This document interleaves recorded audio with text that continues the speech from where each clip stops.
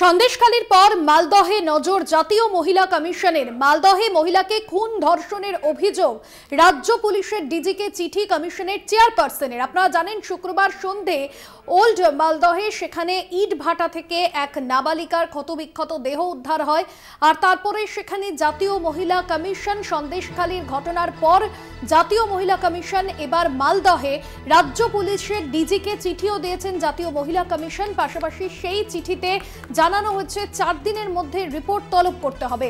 রাজ্য পুলিশের ডিজিকে চিঠি দেওয়া হয়েছে, 4 দিনের মধ্যে রিপোর্ট তলব। সন্দেশখালীর পর এবার মালদায় নজর জাতীয় মহিলা কমিশনে। শুক্রবার সন্ধে মালদায় একটি ইটভাটা থেকে এক নাবালিকার ক্ষতবিক্ষত দেহ উদ্ধার হয়। জাতীয় মহিলা কমিশন আজ পরিবারের সদস্যদের সঙ্গে কথা বলবেন এবং মূলত কি অভিযোগ রয়েছেন সেখানে সেই সমস্ত বিষয় তারা খতিয়ে দেখবেন এবং সার্বিক পরিস্থিতি বিচার করে একটি রিপোর্টও পেশ করবেন সংশ্লিষ্ট দপ্তরে। পাশাপাশি রাজ্য পুলিশের ডিজিকে 4 দিনের মধ্যে রিপোর্ট তলব করার কথা বলা হয়েছে এবং ঘটনায় অভিযুক্তকে অবিলম্বে গ্রেফতারের দাবিও জানানো হয়েছে। সন্দেশখালীর পর এবার মালদহে নজর জাতীয় মহিলা কমিশনের। মালদহে মহিলাকে খুন ধর্ষণের অভিযোগ, আর সেই অভিযোগের পরিপ্রেক্ষিতে জাতীয় মহিলা কমিশনের সদস্যরা তারা মালদায় গিয়ে ঘুরে দেখবেন পরিস্থিতি।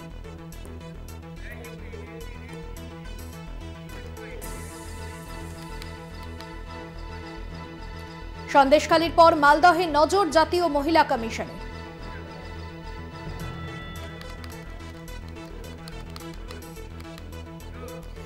বাংলায় মহিলারা অসুরক্ষিত এমনটাই কিন্তু জানা যাচ্ছে, এমনটা অভিযোগ সামনে আসছে।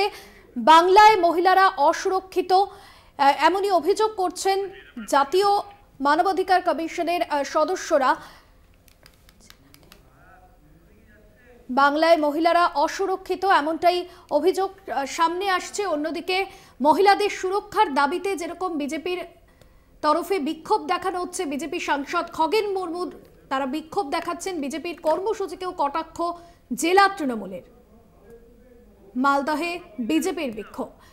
গৌতম চক্রবর্তী রয়েছেন আমাদের প্রতিনিধি ফোন লাইনে। গৌতম, একদিকে যেরকম মহিলাদের সুরক্ষার দাবিতে জেলা শাসকের ভবন ঘেরাও কর্মসূচি, অন্যদিকে মালদহের এই ঘটনায় গোটা পরিস্থিতি কোন জায়গায় দাঁড়িয়ে?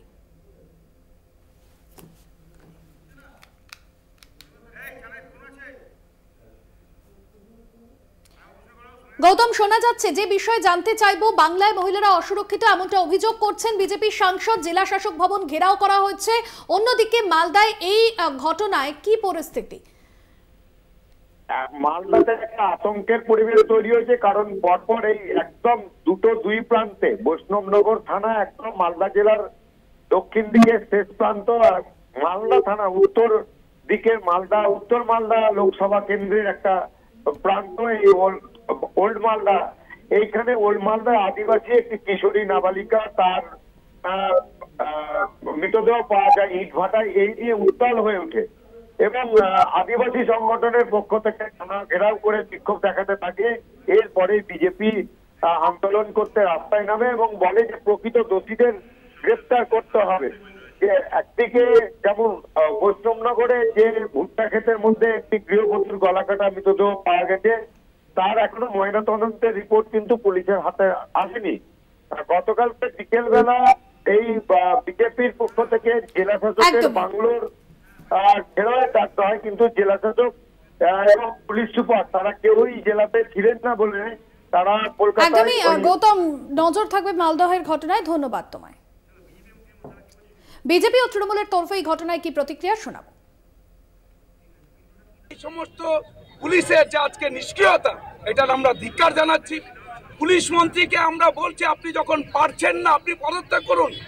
মুখ্যমন্ত্রী যখন রাজ্যের সুরক্ষা দিতে পারছেন না, মানুষের মহিলাদের সুরক্ষা দিতে পারছেন না, মুখ্যমন্ত্রী পদে থাকার কোনো দায়িত্ব নাই। অবিলম্বে তাকে পদত্যাগ করা উচিত এবং এই সমস্ত মহিলাদের যারা আজকে অসুরক্ষিত আছে তারা যাতে মানুষ এখানে অন্য যে আজকে যে মানুষের যে সমস্যা তৈরি করছেন, সাধারণ মানুষের সমস্ত মানুষ আজকে সব দিক থেকে তারা হচ্ছে যে এখানে মানুষ বঞ্চিত, তারা হচ্ছে অসুরক্ষিত মানুষ সারা বাংলার। তাই মুখ্যমন্ত্রীর পদত্যাগ চাই। সামনে লোকসভা নির্বাচন আমরা দেখছি এবং হঠাৎ করে সক্রিয় হয়ে উঠেছেন আমাদের উত্তর মালদা যিনি বিজেপির সাংসদ ছিলেন, তিনি এগুলো নিয়ে একটা ঘৃণ্য রাজনীতি করার চেষ্টা করছেন। এই পরিবারের পাশে তৃণমূল কংগ্রেসের সুপ্রিমো সর্বক্ষণ ধরে আছেন, কিন্তু আজকে তারা একটা ঘৃণ্য রাজনীতি করছেন।